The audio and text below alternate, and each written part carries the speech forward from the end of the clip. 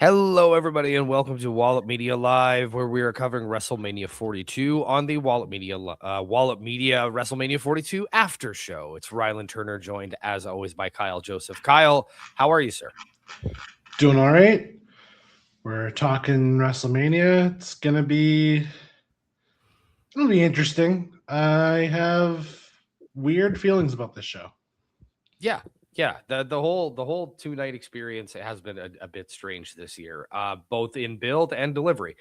I will say I think a little bit more positively than I do coming out of last year's WrestleMania, just because the ending of last year's WrestleMania with Cody and Cena just kind of felt like an overall eh. And maybe you feel that way about what tonight's main event was. We'll find out as we get through it. But I do want to touch on a few things. Firstly, for anyone who is paying attention and following us throughout this Wallop Mania 5-day journey of podcasting, I want to let everybody know that these two podcasts, last night's and tonight, will be YouTube exclusive. We are not doing these for the audio listener, just to take some load off the work of RJ. We did a lot of work this month, so I'm just gonna have these as like I said, YouTube exclusives. I'll create their own folder for them so they'll be easily accessible throughout the week if you guys want to catch up on our WrestleMania coverage. So there is that. And if you want to do that, you just go on down to youtube.com/Wallop Media Inc. and you can I'm trying to find our banners here. Right. You can subscribe to our channel, and we have a lot of content on there. Going forward, we're going to have a lot more content coming onto the channel, so stay tuned for more of that. Kyle, I guess, man, there's only one question I got left to ask you, man. Are you ready? Are you Yeah, ready? let's talk. Jesus, let's talk about Mania. Do you want me to lead? Yeah, let's do it. Brock Lesnar versus Obafemi. Singles match, nothing on the line. This was pretty quick. And Lesnar got in a little bit of his signature offense, got some Germans, got the F5, and then ate a choke slam and whatever his last ride, a fall from grace, I think he calls it. Yes. And Obafemi picking up a quick victory, and Brock Lesnar left his boots in the ring. And yeah, I guess that's it for Brock Lesnar. I don't have a lot to say about Brock retiring. I also don't even know if what we saw was a retirement. They left it very open-ended, Yeah. both on the broadcast and just with we have a storyline ongoing right now where Gunther is out of favor by Paul Heyman, and I have a feeling that the favor is he wants to put down Brock Lesnar, and it's more or less a when the time comes, it's you let me put him down. I imagine that's where we're going. Yeah, Vince, I agree. Here's the thing. Like Tim Duncan, I enjoy a lot of nerdy nonsense, and my enthusiasm for these wrestling shows is always going to ebb and flow depending on the quality of the wrestling. Some of this was very good, and we'll talk about some matches that were very good. This match wasn't bad, but I'm not going to get. I'm sure you can attest. I'm not getting excited about Brock Lesnar leaving or not. And if Brock Lesnar has another match, fine, whatever. If he doesn't, great. I don't necessarily really want to see him again. He did his job today, and now we can move on. Yeah, I particularly like the fact that Oba in no way, shape, or form looked weak. There was no pinfall made on him. There was, he had to deal with the F5, but he got right back up and just dealt more damage. I was particularly happy with the booking and the way that obviously we all knew that there was only one direction this match could go. But I liked it. So I was happy with this. I think now the time is now to strap the rocket ship to Obafemi. And if he's not a world champion by the end of the year, you've done a disservice. Fair. I don't think we need to wait. What are we waiting for? That's fair. Do you have anything more you want to say about this match? No, I liked it. It did what it was supposed to do, and I'm just happy that they didn't try and swerve anybody and go, "Oh, we'll have Oba win next month at Backlash in Tampa." Yeah. I was again, I was just sometimes the simplest booking is the way to go. We'll move along. IC title match, ladder match for the IC title. Penta defending his title against Javon Evans, Dragon Lee, Rusev, Rey Mysterio, and JD McDonough. This was a chaotic match. Everyone involved really got a lot of great stuff in. Javon Evans was, I think, the standout. I don't know if you agree with me on that, but I think he was the standout in this particular match just for some of the acrobatics that he was able to pull off over the course of it. I thought Rusev had a great showing as well. I thought, honestly, like you said Javon, but like I don't know if there was a performer in this match that didn't have a good performance. Rey Mysterio at 50 years old, 50 some years old, looked great out there doing his shtick. JD McDonough, that poor guy. JD McDonough's whole role in WWE is basically to take disgusting bumps, and he performed that role again today. Yes, very well, very well. This is one of those matches that, man, like it was so damn good, but I didn't care which direction they went with this. I would have been. I would have been fine with anybody picking up the victory here. I'm not mad at Penta or winning, rather. Like I feel like his IC title reign just got started, so like we have more time to give him, great matches over the course of the next few months. Again, like this match was great. Such a nice palate cleanser. Penta's retention makes a lot of sense. I thought the match was really good. I could have used more. Like I think we said going into this, 15 minutes was the absolute bare minimum. And they gave us a shade over 15 for this one. Sure, but I feel like they got a lot in that 15. I don't feel like it understated. I agree, but I could have used more. And get to it, like this, everything right up until the main event, everything went really fast. And I think it was fine for the first one. I think that needed to be a short match. I think we agreed that it was going to be a squash, but 6-man ladder match, you could have given this more time. And I don't think anybody would have felt worse for having more of this match.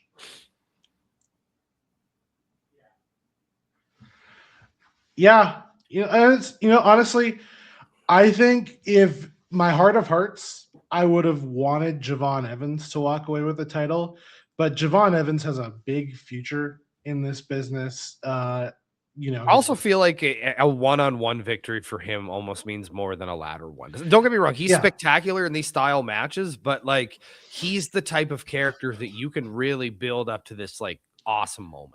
And I think Penta getting a longer run with the title makes a lot more sense. I think he should probably hold the IC title for a while. No reason to really take this off of him. He can have great matches with a lot of people.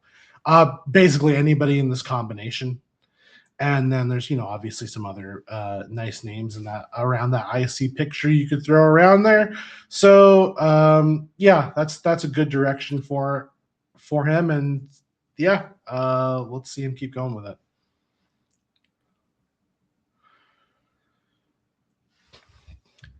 Next match, Sami Zayn defending his United States title against Trick Williams, accompanied by Lil Yachty. If there was any single match that I'm going to go to bat for, should have had way more time, this was it. This wasn't a bad match, but it felt over way too fast. And also, I guess we're doing the Sami Zayn heel turn, which means like we have nothing for him. Which, sure, I guess we got nothing for Sami Zayn. Like, I'm not unhappy that Trick Williams won. I think Trick Williams winning the U.S. title makes a lot of sense. I think the Fatal 4-Way would have been a lot nicer here. And I think, you could have given that 15, 20 minutes and it would have been great. Probably if you did the Fatal 4-Way, you put it after the following the street fight. But that would have been the direction I would have liked to see. This just felt very quick. Trick got his stuff in, gets the win. Everyone feels good. That's great. This feels like Sami Zayn has had a really weird 2026 so far. Yeah. I really, so the whole idea behind this match was, a lot of people were in the corner of this should have been a fatal 4-way or triple threat, whichever way you thought. These guys really sold me on Friday night SmackDown about this being a singles match. I got into it. I thought, okay, let's see what they can do. I was happy with the performance they gave. Like, this went just under 9 minutes. I went just over 7. Just over 7. Sorry, I'm looking at Wikipedia right now. But I do agree with you. Like, I wouldn't have been mad at more of it, but like, I enjoyed what these guys did. I'm not mad at this new character that Sami Zayn's going to attempt to play here. Like, whether or not the crowd will, go with him. Right now they're booing him, but we all know how this goes. These super great performers like Sami Zayn, Kevin Owens, they can flip and go back and forth between heel and babyface so well because they're just loved. We will see. I think Trick Williams is a guy who, for a long time, I was not super high on. I got like Dwayne "The Rock" Johnson vibes from him on SmackDown. Just the way he carries himself, the delivery in his promo. I think this U.S. title run is going to be great for him. Well, again, are we going to get challenges every week? I doubt it. He's a heel. But we'll see. I mean, maybe this crowd's going to officially turn him like full on babyface and we'll get it. Or maybe I think there's no reason for him to not be a babyface. It's fair.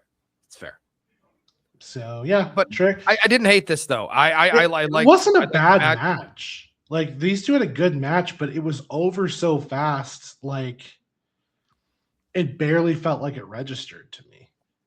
They got a lot of stuff in that 7 minutes, but it felt like they had to because they only had 7 minutes. Yeah. For me, I'm excited for Trick. I think getting this U.S. title run is going to be great for him.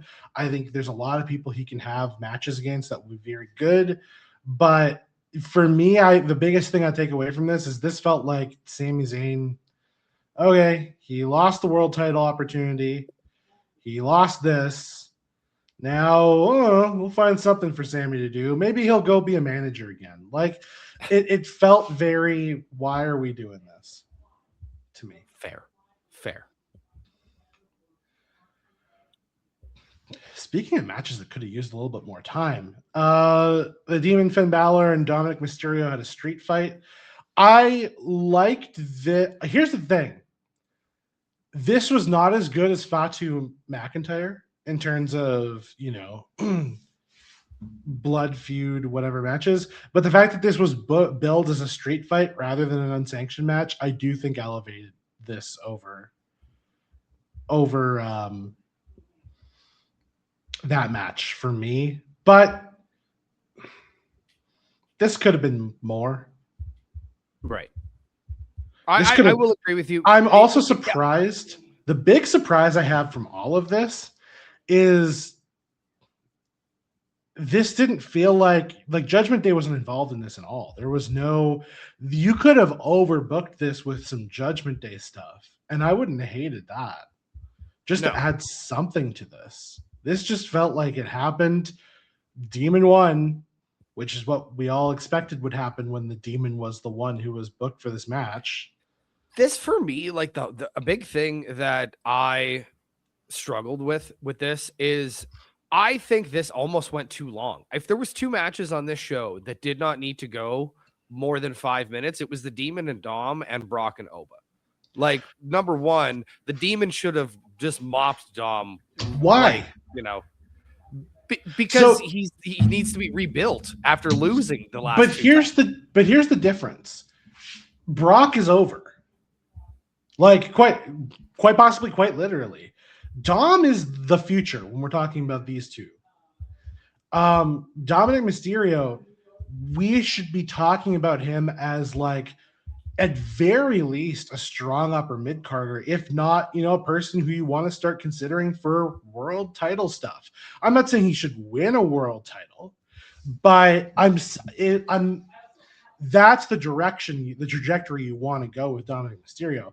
And I guess the thing you can rely on with Dominic Mysterio is you can send him away to AAA for a little while to keep, piquing his interest there.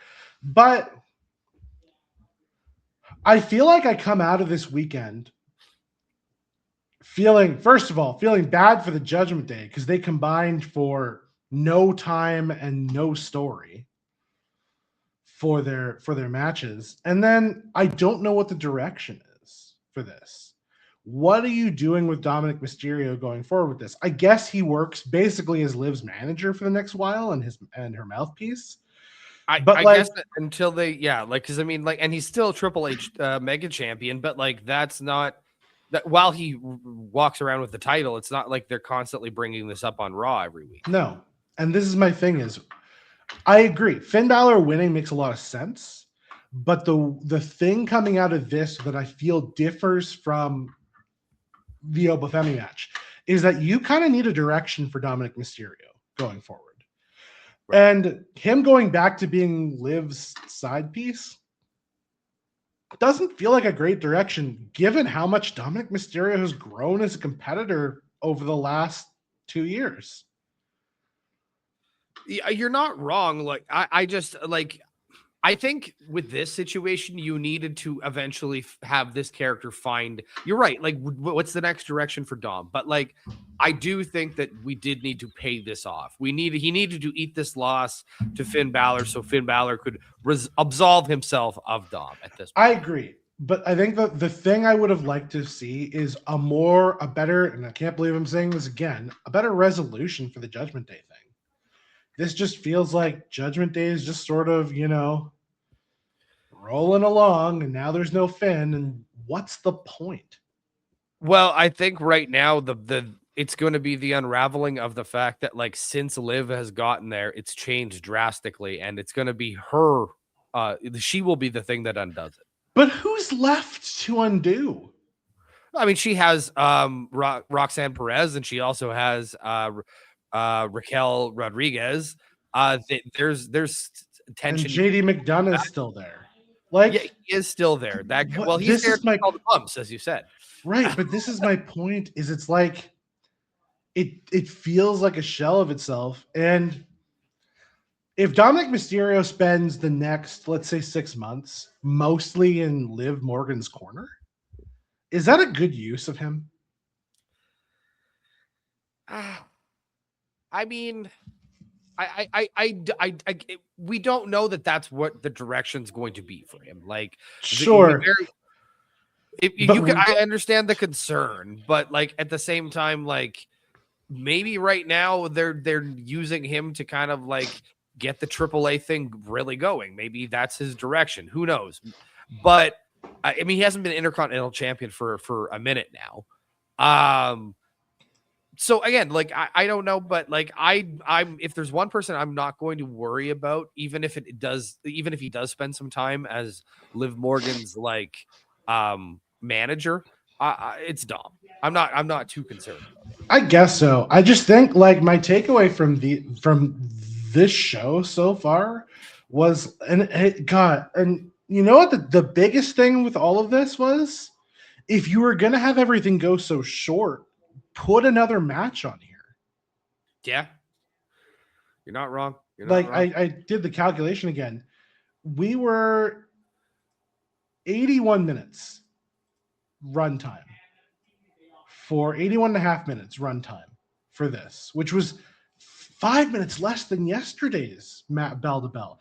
And also there were less other things going on date night. I was gonna say it didn't feel as I think they saw the reaction of yesterday being just an overall what the fuck is this one giant commercial, and they toned it down a little bit, but they didn't fill it with anything wrestling. No, unfortunately, it just happened. I was legit when the main event started. I was legitimately shocked how quick it started from the I was just oh, okay, all right, well, we're getting going now. We'll get to one more match before we talk about a segment and then the main event. Yeah, this is the thing. This review feels short, but so did this Mania. Yeah, Like that's my whole thing is like, I don't know. There wasn't a lot of meat on the bone. If you want me to go through my favorite spots of the IC title match, I could do that. The rest of this just happened so quickly. I don't think that I had a lot to say about it. This is a weird one for me. Rhea Ripley challenged Jade Cargill for her WWE Women's Championship. Bell to bell, this match was great. Yeah.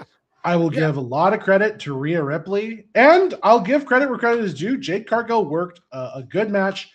The brawl style between these two worked really well. They're obviously both, very imposing, very physical wrestlers. They were able to get a lot of great stuff in, which is good. We got some interference stuff from Meechin and BFAB, and they got completely ragdolled around. And we got to see Io. Hey, we like Io. She should be on WrestleMania. She didn't have a match. Should have. She should. Yeah.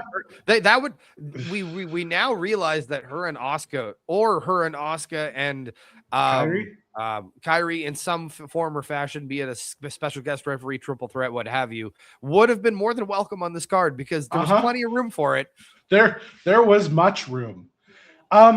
No knock on this match, to be clear. This was a very good match, bell to bell. I do come out of this with two weird feelings about this. One, I get why we want the title on Rhea Ripley. And I'm never going to feel like, again, I said this in the preview, I am never going to look down on Rhea Ripley with the title. I can't believe I'm saying this, but I do think that Rhea Ripley has a more interesting title has a more interesting story than the title. Because her and Io is the big story right now. Sure. Jade and Bianca would have been a great story. Now, obviously, Jade and Bianca is going to have to wait another, year, 2 years. So obviously, and Naomi is going to be coming back. Man, Jade's opponents having children. Which, again, I'm not hating. I'm just saying it is interesting. So I guess the thing that you take away from this is that Jade doesn't necessarily have a direction. So you want to put the title on Rhea and Rhea Io for the belts. That should probably be main event of night 1 next year. Yeah. I mean, it's about time we get the women back into the main event portion now, of WrestleMania. Putting on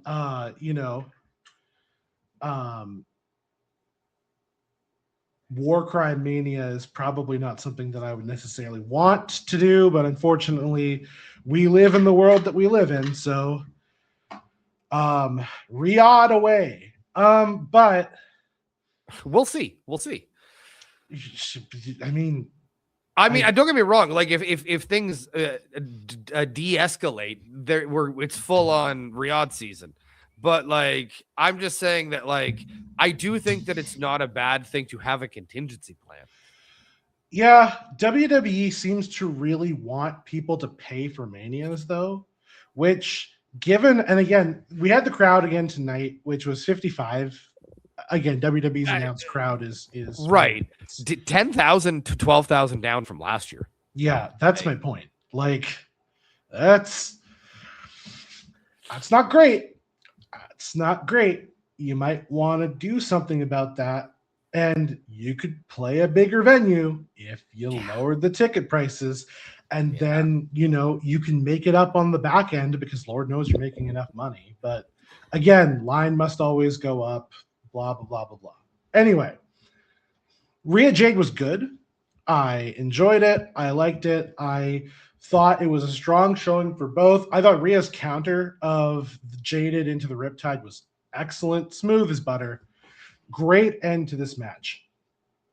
The takeaway I have for this is I guess we can cool it on Jade, seeing as we don't really have a direction for her.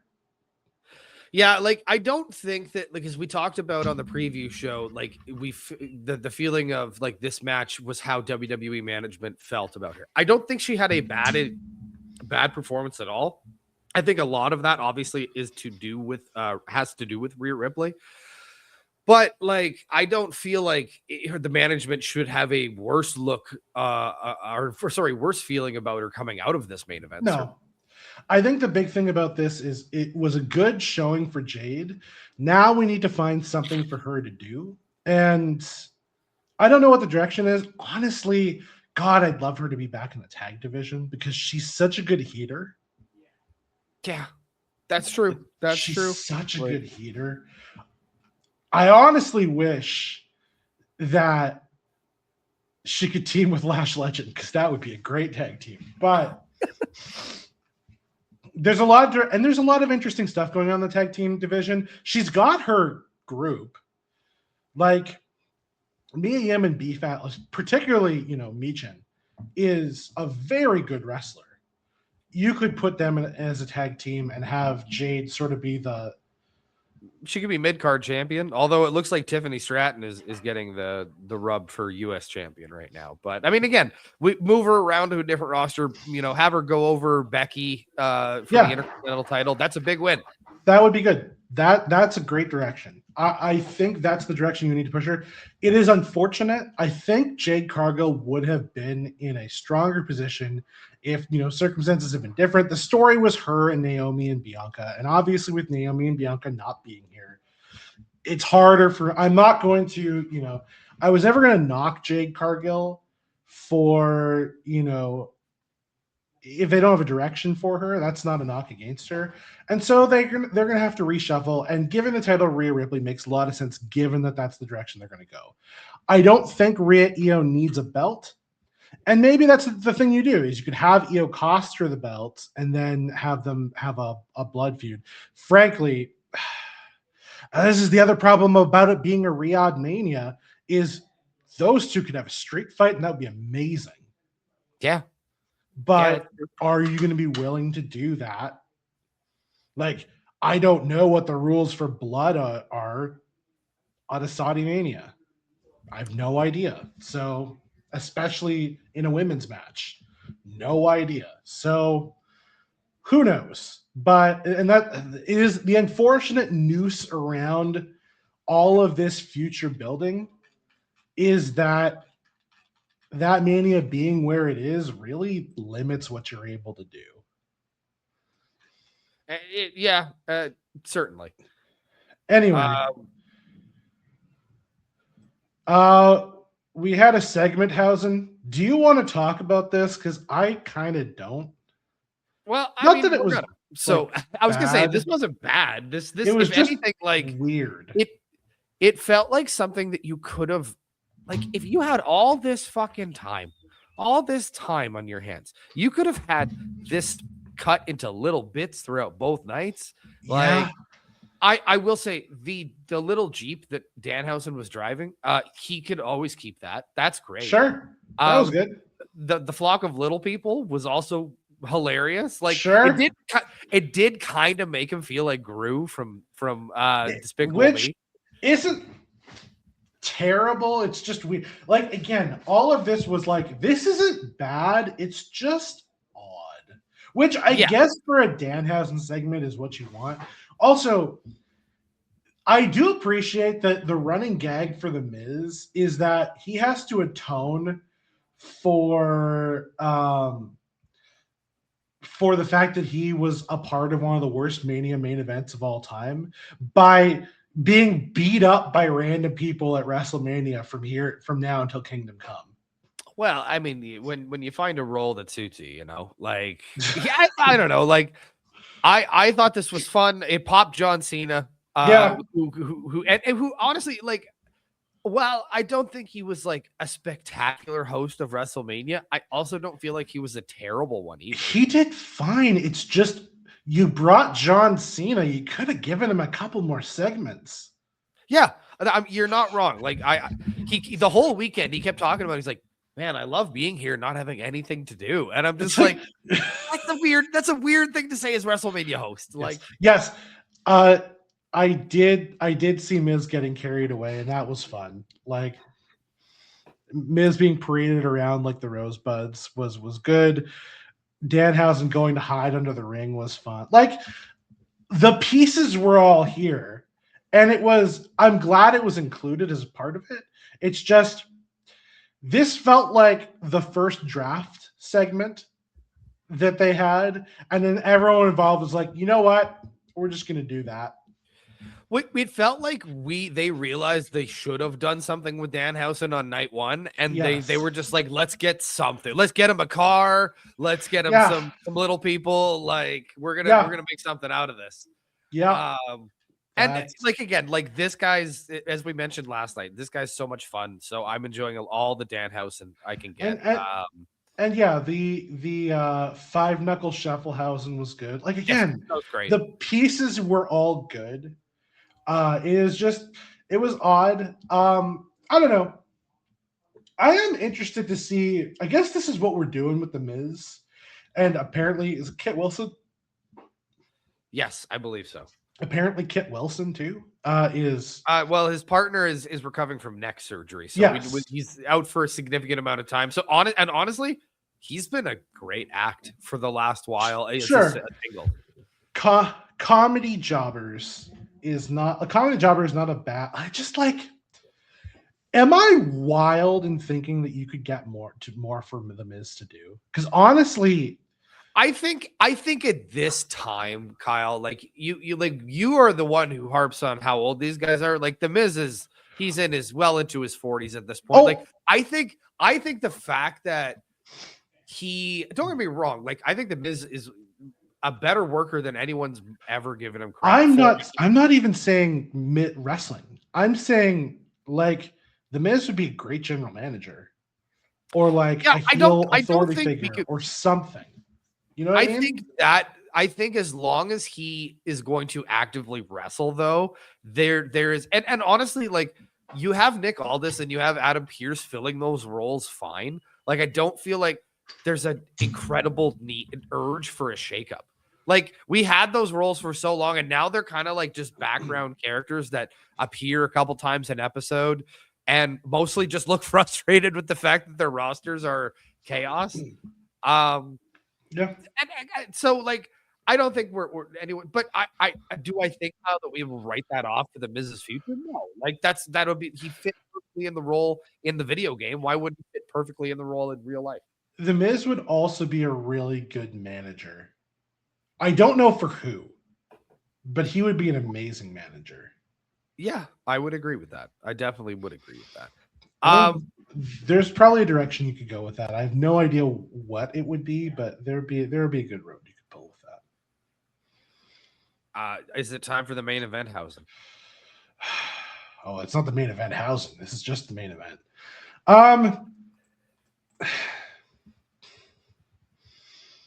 I am going to say negative things about this main event, but I want to be clear off the bat. I don't think it was bad, especially the build towards the finish. The chaotic pace of the finish was really good. There was, they threw a lot at this match. This one just felt.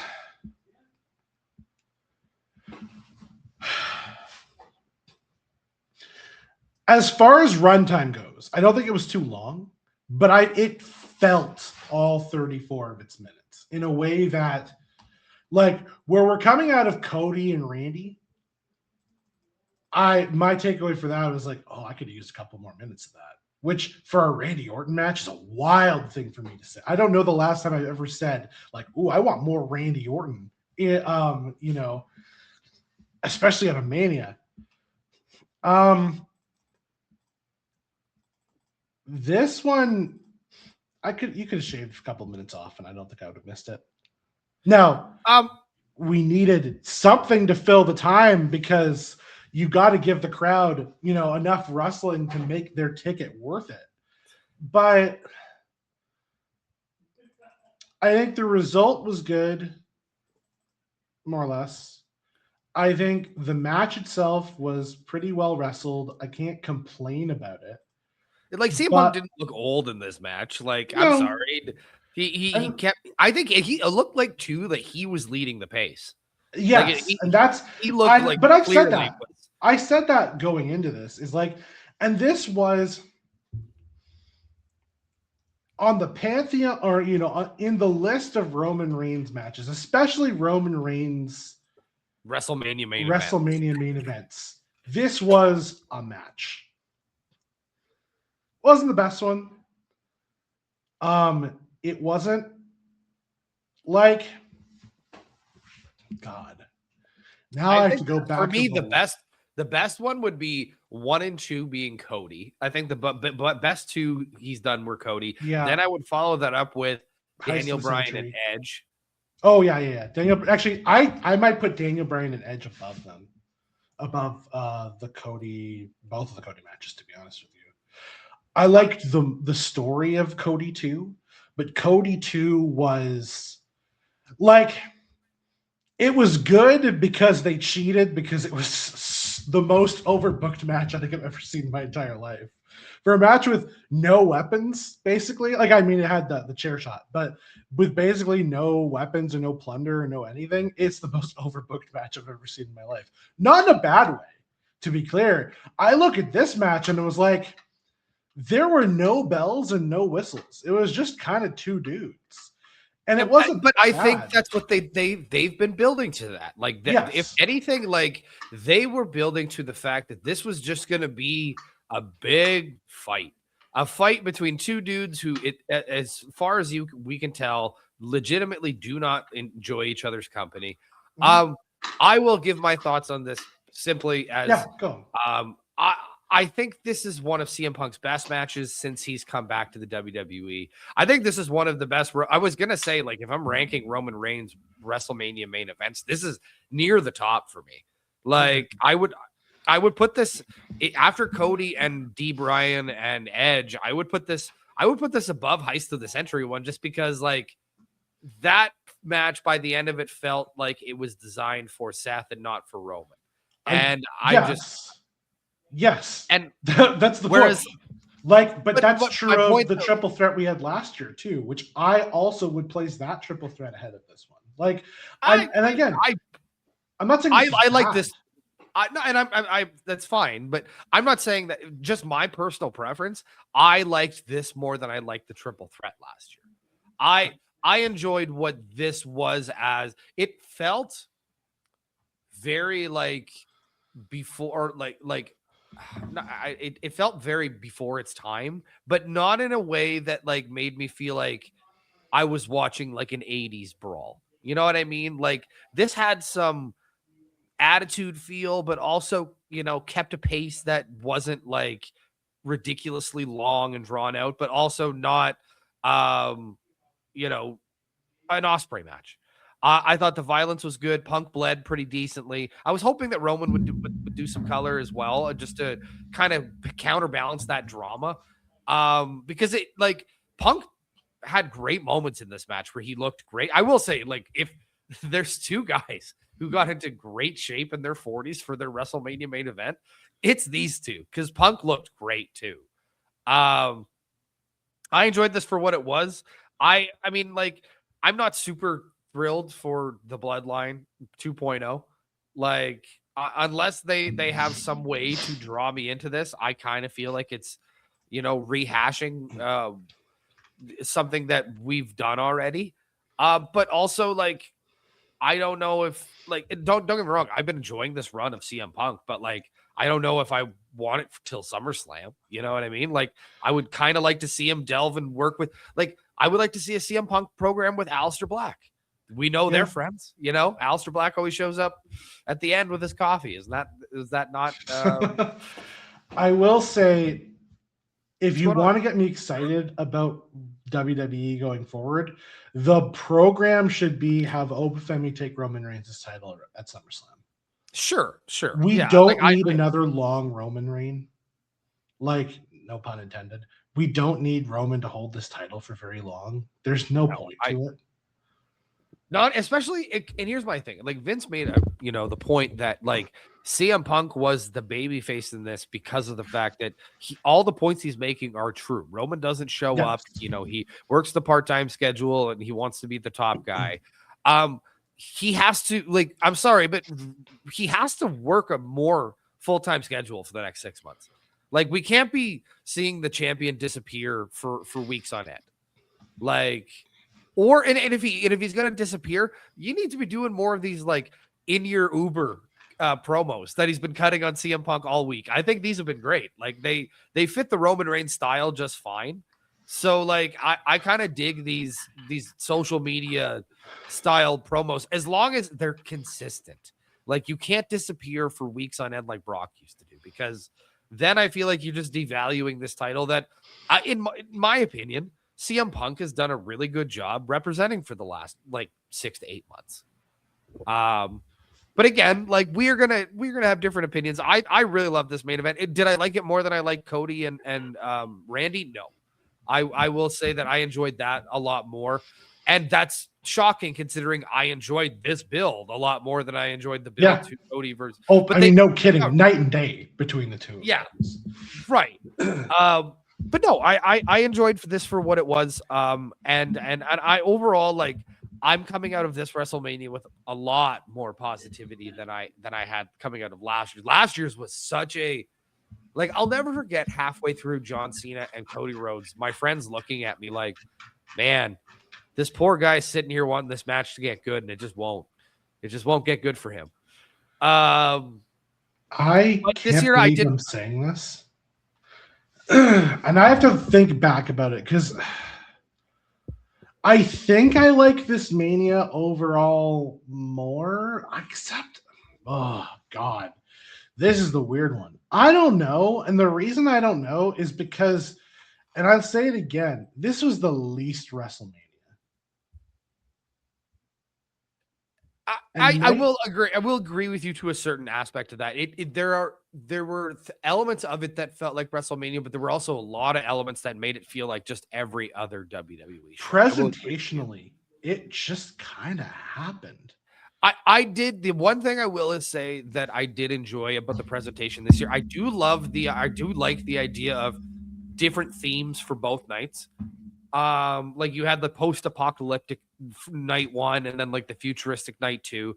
I like how they did that, like where they had the set kind of all the visuals collapse on themselves and then become night 2. I do think if you want to make a 2-night WrestleMania interesting, theming it like that isn't a bad play. It freshens up the set, what have you.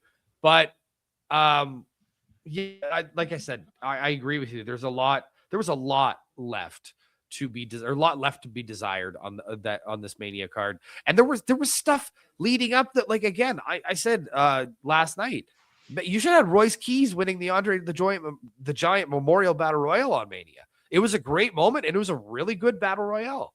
Yeah, like a lot of guys got a lot of shine on that could have used that WrestleMania bump instead of just working a SmackDown. There could have been a lot more wrestling and a lot less ads. Like, here's what I think my takeaway from this is, boy, do I not want to watch more WWE shows. Not because the wrestling's bad, but because is this what you're giving me? Is feeding me just a bunch of ads. And especially, like, if I watch it after the fact, I can skip all that. Like, if I don't watch it live, I can skip all that. Why would I ever watch these things live? Yeah. That's just it. Like, watching this live was, I will say, never in my time of watching WrestleMania has the show ever ended at 9:30 Eastern Standard Time. It's wild that this show is over. I'm not mad at it because, man, as somebody who sits through these marathon AEW pay-per-views, it is somewhat refreshing. Sure. And I also work in the morning, so I appreciate that. But at the same time, like, this is the biggest show of the year. If you're going to go long on one night, it should be these 2 nights. And it felt like a show. And the only thing that was allowed to go long was the main events. Yeah. Like, those combined for not quite an hour. The rest of this was just like your longest match that wasn't one of those was under 20 minutes. Yeah. That's kind of wild, man. And like the number of matches that were over 15 were 4. 4 matches were allowed to have 15 minutes. 15 to me is kind of the benchmark about when a good match is allowed, like that is cooking, is allowed to fully get what it needs to. You know what I mean? Yeah, absolutely. And especially for blowing off WrestleMania feuds, 15's kind of what you need. Like, there are exceptions. I think Rhea and Jade, I don't think it needed more time than it got. Like, there's other matches on this show, Right. especially Obafemi Brock, didn't need more time. The opening, 6-man tag didn't need more time, but a lot of this other stuff really did. Women's world title, the fact that that was a record set, that the shortest women's world title match in over a decade. Those two combined for under 17 minutes. Combined for the women's world titles. Yeah. That's wild. Like, frankly, Liv and Steph should have had 17 on their own. 100%.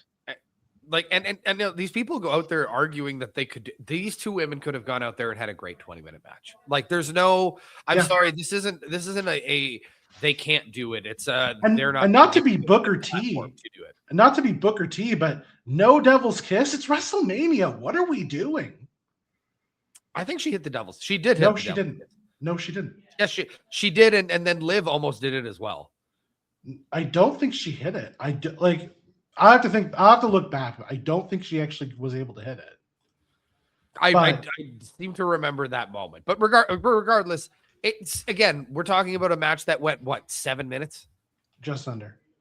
Just that's a travesty as the match that was pretty well booked too. It's not like this match was, poorly built towards WrestleMania. Like, the world title match got 22 minutes and it was poorly fucking built to the point where they Gunther and Seth Rollins got almost 18 and it wasn't built.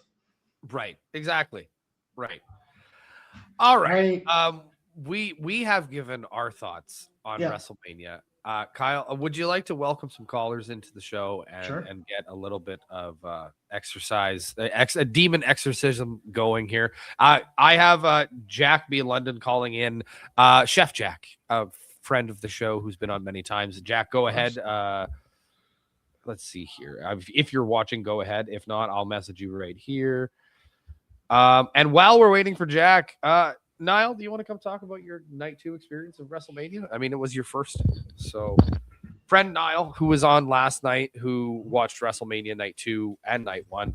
So, overall thoughts on night 2 versus night 1? I definitely believe that those matches were definitely a little bit longer. I can't complain about that. That's for sure. Yeah. Otherwise, I feel like the whole weekend, the girls' matches really shined. I can't lie. I think that they were really good.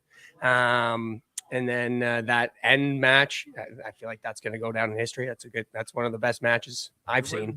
That's for sure. Roman Reigns. Yeah. You like that one? Yeah, I think I really enjoyed it. I think that one stole the show for the weekend. So you like it more than Cody and Randy? I enjoyed the Cody and Randy one, but I feel like the other one, it just went to the next level, I think. Okay, that's fair. I wouldn't say that I liked that one more than Cody and Randy, but I did enjoy it. So that's interesting. Yeah, it's just for some reason just kind of hit ladder match.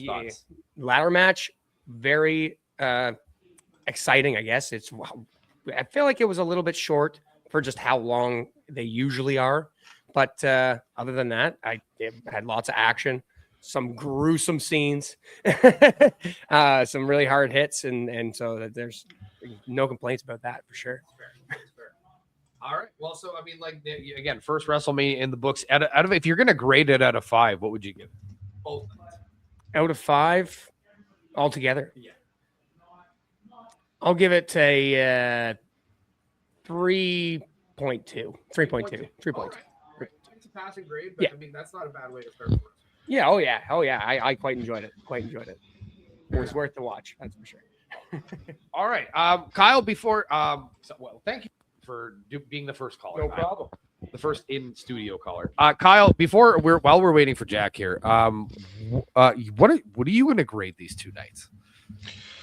Do you want them each or together? Yeah, let's do each. We'll spend a few minutes talking about that. Man, that's a tough one. Like night one, the main was really good, but the rest of the card was just unforgivably short. I think Gunther Seth was the best match of the night one. I think it probably is going to be my match of the weekend. Yeah, I mean, It's Bell probably it's probably the best one, but like there's weird. This is a weird moment WrestleMania for sure. yes, it kind of came in spurts. This is a 2.5. Like I think it did its job. I just like a lot of it was so egregiously short that it just didn't need to end as a total runtime. And again, the magic of WrestleMania, the pageantry, the whatever it happens to be, was just not present. I will agree with you on that. I will give my grades. We have Jack in the studio, and so we will bring him in to talk about his feelings about WrestleMania night 1 and night 2. But I'll give my grade right after that. So, ladies and gentlemen, our friend to the show, constant contributor to the show, Chef Jack. Welcome to the show. What's up, team? How are y'all? Happy WrestleMania night 2. Yes, sir. Happy Mania weekend to you and all who celebrate in your family. Yeah. It was a struggle. So it was a struggle. Oh, wow. Okay. So you came in hot already. Give us your overall thoughts on the weekend itself. Okay. So yesterday was a disaster, man. Yesterday was a disaster. I thought Gunther and Seth with zero build had the match of the night. That is a match that could have main evented a night 2 WrestleMania anywhere with build. Mm-hmm. So without zero build, nothing really, no connectivity, they went Nothing out on there the and put line. on the banger. Yeah. They put on a banger. When we get to the main event yesterday, man, that match, we were not served at all by this Pat McAfee stuff in no way, shape, or form. I've been asking people for the last, since it happened, can somebody coherently explain to me why don't we like Cody Rhodes? Like after everybody cried, WrestleMania 40, I have no idea. WrestleMania 39, we mad, we so pissed, we gonna riot. WrestleMania 40, we cried, we finished the story. One of the greatest endings in the history of WrestleMania. You get to 41, nobody likes Cody no more. Then you get last night, and I'm listening, I'm like, they are booing the hell out. What did Cody do? Did I miss something? It's like I missed a chapter or two. Like, and that was the thing with AEW, Cody.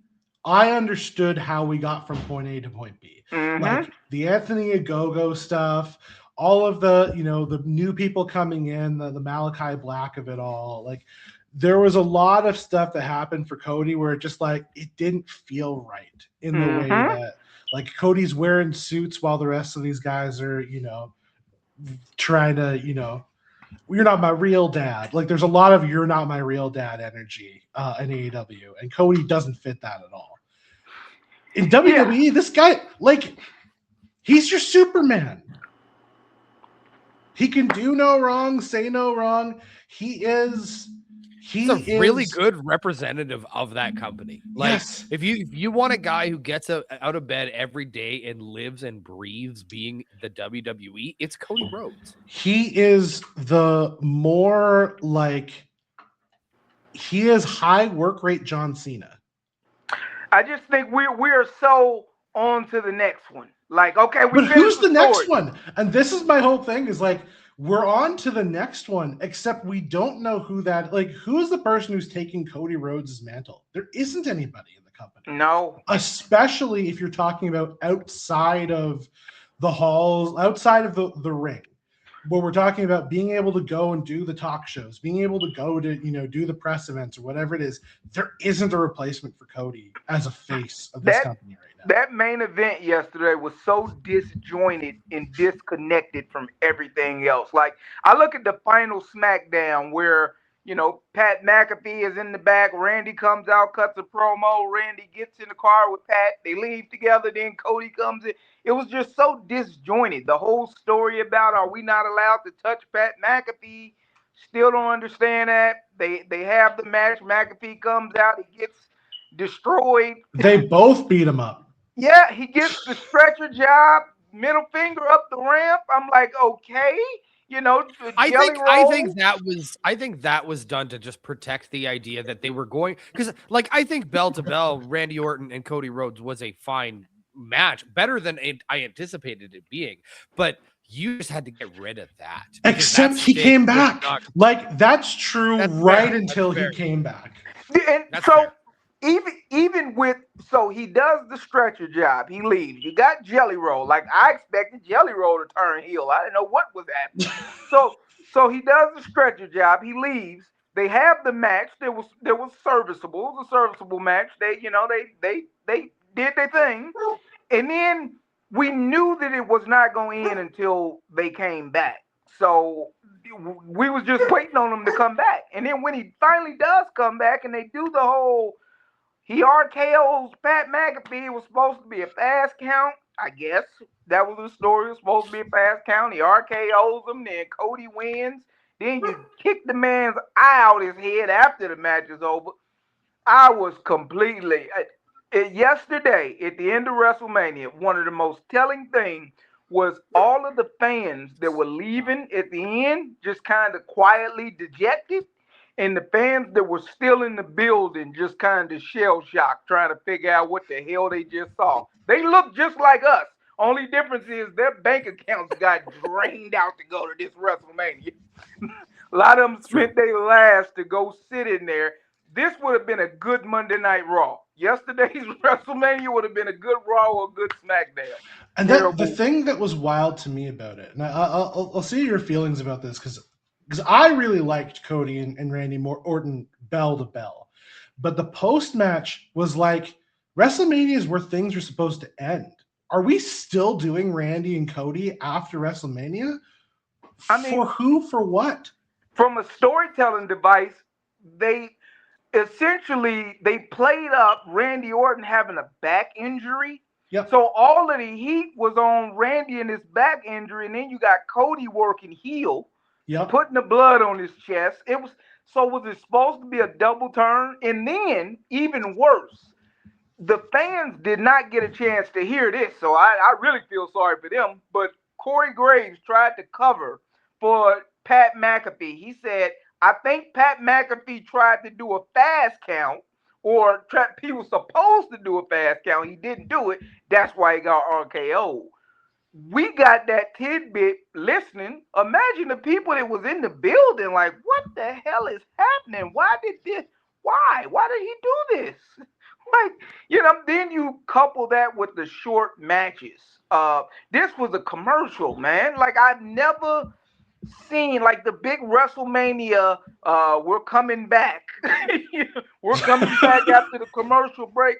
I'm in disbelief by how many commercials that we set through that really just disrupted the flow. And it's like, do they have a hard out time? Like, is this old school pay-per-view? Yeah. We gotta prevent this main event from going into black. The fans got to beat the traffic back down the strip. It really just felt like they want to rush no matter what. This match gets 9 minutes. This match gets 7 minutes. Oh, because we still need another 20 minutes of commercials and another 20 minutes of we'll be back to the scheduled WrestleMania program. And I'm sitting there like, they are sacrificing the show in the tempo for what I do not know. So yesterday was pretty bad. Now, today was better. It was better, but not by a whole lot. Like I think this WrestleMania, like the Brock and Oba stuff, I liked. I was shocked about Brock. I didn't expect Oba to win. Number one, and then when he Okay. did win, and it was so quick, and then you get the like the Brock threw up the X. Did y'all see that? He No. threw up the X to Paul Heyman, and then when he was crying like that, yeah, that was so. I didn't expect any of that. But you going through the rest of the show, the other match that Sami Zayn, like I had such high hopes for Trick Williams in this big entrance, and it's like, no, I'm just gonna have a 75-foot train on the end of it. Like I'm booking it for him. I'm like, that train should have said whoop that trick. And as he walks, you see the words whoop that. Why am I booking this for them?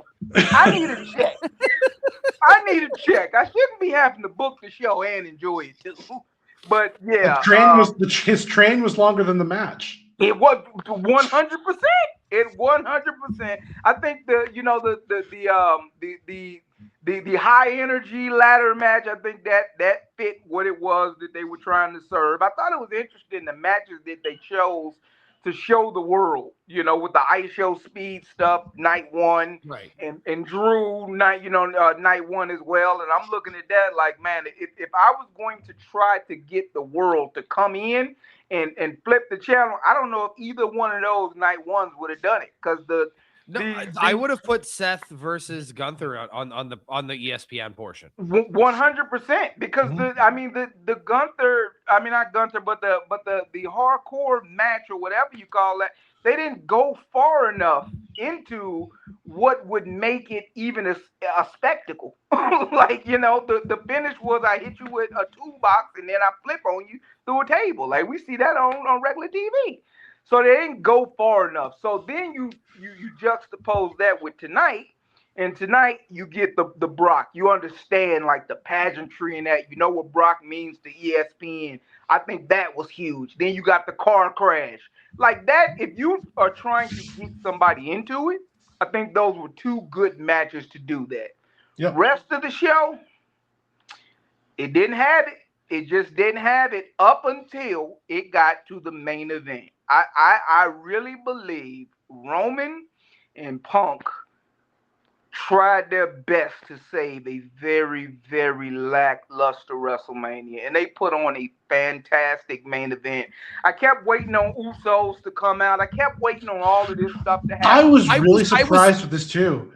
But I wasn't mad at it. I wasn't mad at that. Like I was so happy because we are conditioned in wrestling, especially in big matches. It's not. I don't care how many finishes you do. Nothing's happening until whoever's coming out the back.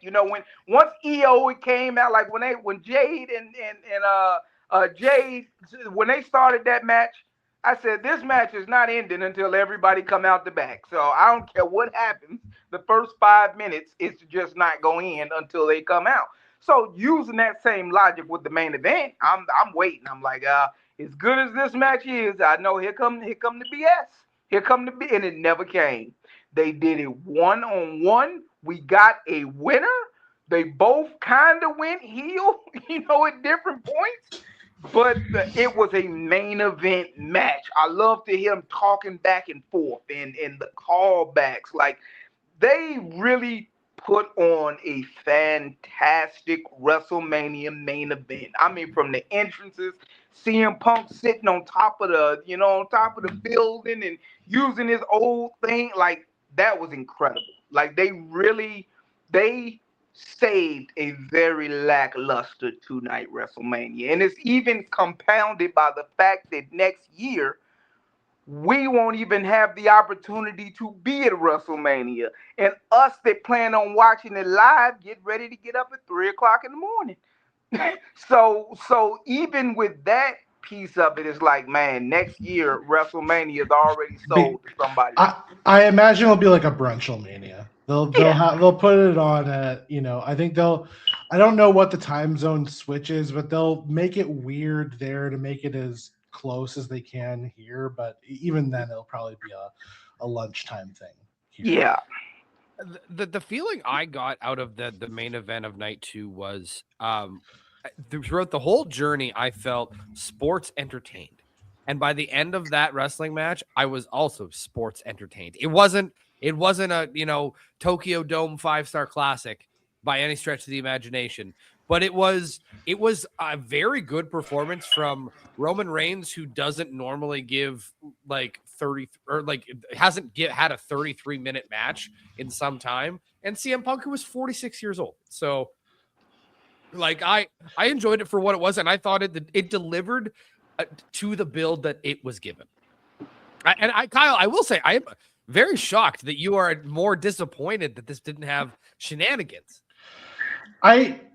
It's not, but it's like, if this was like, again, for a bunch of these matches, like Trick versus Sammy, I don't need such shenanigans. Those two can really go. Like Roman and CM Punk are able to tell a good story. And for the fans of that style of wrestling, that's great. I'm not a fan of what CM Punk versus Roman Reigns was going to be. Like it's a very WWE style. It's, it's slower paced. It is what it is. That's just not that's not the wrestling I'm looking for. And so for me, the way to keep me invested, it's the Cody Roman problem.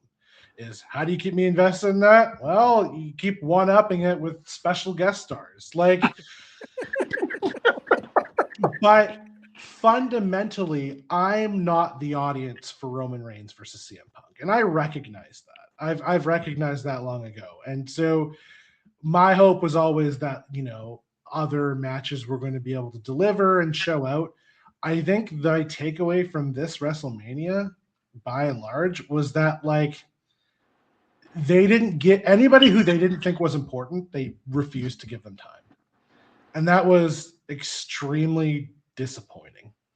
So who was your best match? Best match of the weekend, without question, was Gunther Seth Rollins. Like, match of the weekend for me was Gunther Seth Rollins. I am higher on Cody and Randy than you are, but I was really upset with the post-match, because if you're going to tell the story of Cody going heel, I don't think you should turn Cody heel. But if that's the story you're telling, I can't believe I have to say this when it comes to Cody. Finish the story, Paul. Yeah. You took 2 years to finish his story, and then you tell another story, and you're like, nah, we can do this at SummerSlam. Nah, you know what? The next Raw, like the Raw after Mania, that's the perfect time to finish this story. Like, Kyle has been first naming Triple H all weekend, and it has been one of the highlights of these WrestleMania live reviews. It's just he's got a hurt on for Paul right now. I think the problem that I have with Triple H's booking is that I don't see any of the good parts of his NXT booking, and I see all of the flaws. The two flaws that I've always had with Triple H booking is, one, he cannot let a story go. And that is his biggest trademark flaw. If you want to go back to Gargano Ciampa, one of the greatest feuds of all time, ended with Candice LeRae kicking Tommaso Ciampa in the dick. Because Paul can't let a story go. So look, this is what I'll say. And for me, for my money, NXT Black and Gold is some of the best wrestling I have ever seen, bar none. And I don't care about Kenny Omega in the Tokyo Dome with 75 stars. The storytelling on NXT Black and Gold was incredible. When you go back to the match the Velveteen Dream had with Aleister Black over "You Gonna Say My Name," you're like something that simple. Aleister Black and Gargano. I absolve you of all my sins, of all your sins. Now, let me say this about the Triple H booking thing. The people that Triple H had in NXT were the best indie workers in the world. The best of all. Like, if you scour every indie in the United States, that's who was in NXT. How hard is it to book the best indie workers in the world, especially the ones that have not gotten a big TV presence. So a lot of us, these people that have honed their skills in PWG and in all of these places, now we getting it on our TV. So Yep. as much as I give Triple H credit for the way he booked that, he would have never been able to book the main roster the same way. And once he got to the main roster, I think we kind of got to see that because we expected black and gold. It's not what we got. The problem problem too with Triple H as a booker, like my biggest far and away problem with Triple H as a booker is always going to be that he can't let a story go. And so much of this Mania felt like stories that he just can't, especially night one. It felt like stories that he just can't let go. Like, are we getting another Becky Lynch AJ Lee match? Are we getting? No, I hope not. I will say the one thing about Orton and Cody though is that like one match doesn't do that amount of history justice. However, it's WrestleMania. It's the main I understand event that of Mania, man. I understand that's where you end stories. Also, yes, but like that's where you also end stories that you've been telling for months. There's also been WrestleMania stories that have continued throughout the summer, throughout time. It's not like it hasn't happened. But I will say, my point is that I don't disagree with you. Like you need at least a few finality moments. One of them being like I will say, like, I don't see CM Punk challenging Roman Reigns for the title. It doesn't make sense. If anything, I think we have CM Punk disappear for a month or so to kind of recalibrate those. Did y'all see the tease from the post show? No. Oba Femi cut a promo on CM Punk. On Roman Reigns. Yeah. And then when Roman came up, he continued the promo and basically told him, "Hey, you made history, but you need to work a whole lot harder if you want to see me this summer." So it seemed like they're trying to. Oba should beat the brakes off Roman at SummerSlam. Like, yeah, you can build that for 6 months. I don't want to see that next month. You know what I mean? Like Oba just had that big moment. Now he's got to kill everybody all summer long. Yep. Firstly, Jack, every single time we have you on the program, it is always such a pleasure. You are one of my favorite guests. If you want to hear more from Jack, we have our fast food edition of Over Under posted up on YouTube, youtube.com/Wallop Media Inc. Where you can find that video, that episode of the show. It's one of the best episodes of Over Under we've ever done. I think, Kyle, that's one of your favorites of all time. I still love that. That McDonald's segment to me is still going to stand out as one of my. We have fun together, man. We really do. Oh yeah, absolutely. So thank you for coming and talking to us WrestleMania night, and giving us all your thoughts on the weekend that was. Again, like, it's always a pleasure to have you, and we can't wait to have you back. Love you, gentlemen. Thank you. Thank you, sir. Well, Kyle, man, like, this has been, I will say, I haven't asked any standard questions that I would normally ask at the beginning of the show. So Kyle, how did you spend WrestleMania weekend? Like, did you, any fancy foods, any snacks, any special occasion drinks? Night one was a little bit more because we kind of did a mini, it's Tiffany's birthday tomorrow. Okay. So we did a little mini like birthday type celebration for her. We got pizza, we had some cake. It was a nice and enjoyable night. And so we did that.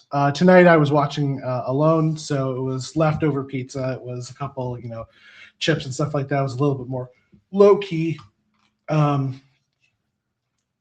So yeah,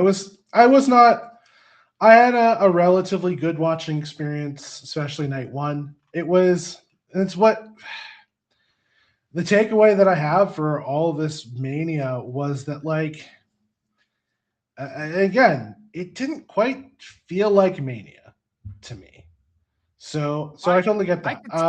How was your experience with watching? It was good. I mean, like, I had a friend here both nights watching WrestleMania with me, which is always super fun. We ordered some pizzas, drank an aggressive amount of Busch Lights. I will say that the play, Kyle, in your 30s, if you're going to drink beers during like sports events, you drink light beer and you drink them in regular size cans. You don't drink tall boys on nights where you've got to go live because you can stay at the table a lot better. That being said, also like I get excited about WrestleMania. Like we spent probably 3-4 hours today playing GM mode in WWE 2K, which, by the way, for all of you people who love what we're doing here on Wallop Media, next Friday, you will have an edition of whatever this is, where I will be talking with whomever shows up. Kyle, I don't know if you're going to make this episode or not.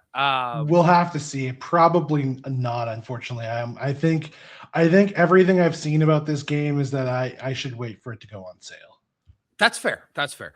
Myself and Mad Dog Mick Hawley, who will be on leave from a trip that he's been on for the last while, we'll be sitting down to talk about WWE 2K26, giving our thoughts on that. We may be joined by Vince Delgado, but we will see if he is going to use his Walmart the trick to purchase the game for the few days to play it. Well, we'll find out. I will say, Kyle, there's 2 things you should check out that you haven't watched this WrestleMania weekend.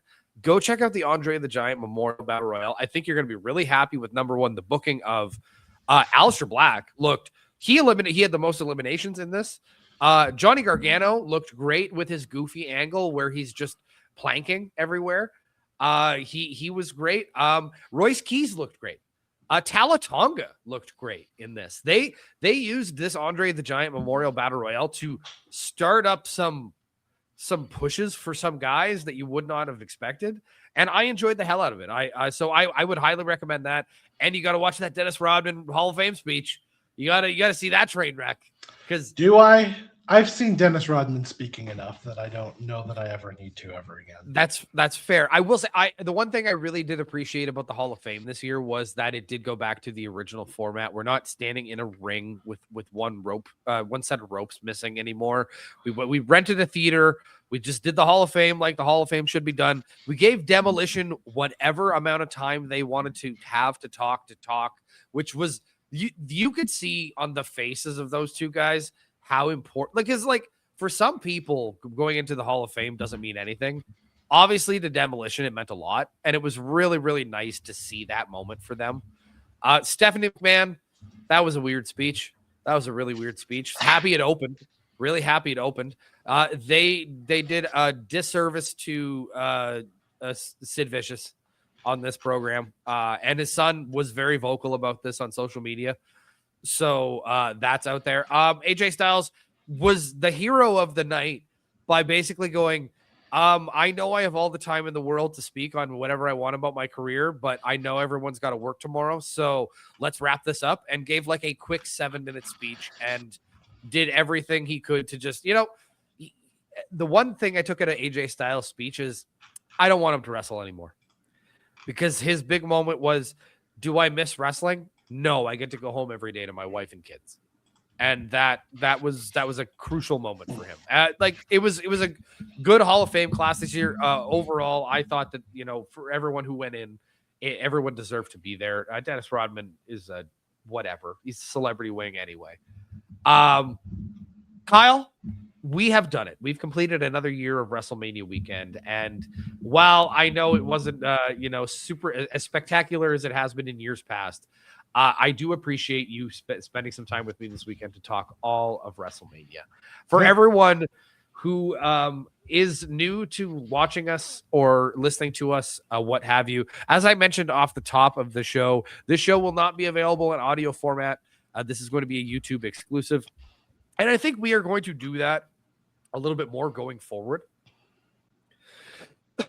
Have certain shows be specific to YouTube, just so we can give RJ a little bit of a break, and also, we have content kind of everywhere and doing everything. So with all that being said, if you want to, do us a favor, if you have enjoyed our presence for the last 2 nights, go to youtube.com/WallopMedia and give us a subscribe, like the video, post the video, share the video, do whatever you want to do if you enjoy what we're doing. So with all that being said, Kyle, why don't you send the people home happy for this WrestleMania weekend? Thank you so much for listening all the way to the end of this. We appreciate each and every single one of you, and you have been walloped.